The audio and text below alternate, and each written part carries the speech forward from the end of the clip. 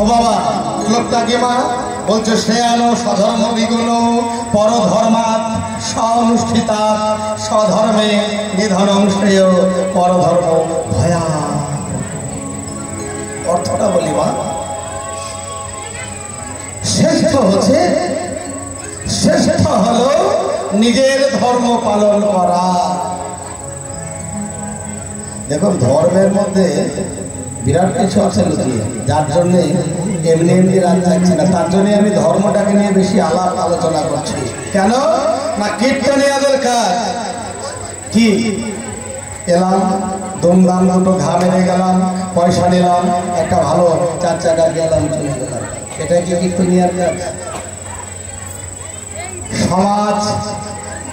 সমাজকে সচেতন করা, সমাজের চেতনা জাগা, ধর্মের চেতনা জাগা, গ্রুপ বা গোষ্ঠী যদি বলতে হয়, আমার মনে হয় না, আমি কীর্তনিয়া বলে বলছি না, আমার মনে হয় একমাত্র যেটা গোষ্ঠী বা দল হলো কীর্তনিয়া।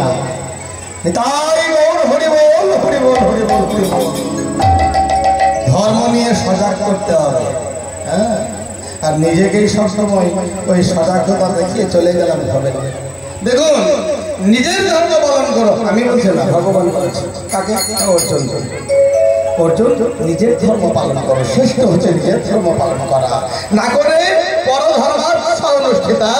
তুমি নিজের ধর্ম পালন না করে পরের ধর্ম পালন করবে না, কোনো না, কোনোদিনও না।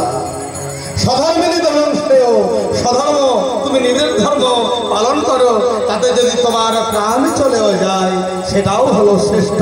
কিন্তু পরধর্ম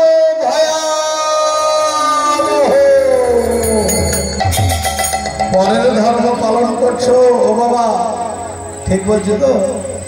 পরের ধর্ম পালন করছো, আজকে তোমাকে ফলটা মিঠা লাগছে, দেখা যাবে বহুদিন পরে, কিছুদিন পরে, কয়েকদিন পরে পরধর্ম পালনের যে ফল পালন করেছো সেটা কি ছিল?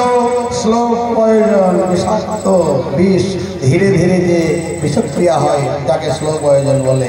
তুমি ধীরে ধীরে তোমার এই শরীরটা নষ্ট করে দিচ্ছ, শেষ পর্যন্ত একদিন তুমি মরবে মূর্খ।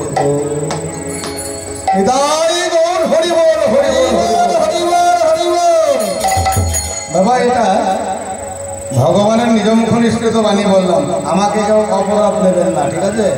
আমাকে কেউ দোষ দেবেন না।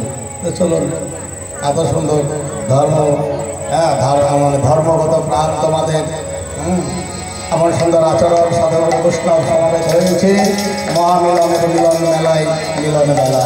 তো চলুন আমি যাই আমার রূপের কথাই, আমার গৌর হরি রূপের কথাই। তো গৌর হরি কে? গৌর হরি আমি বললাম কলির অতি পাবন হরি। আচ্ছা গৌর হরি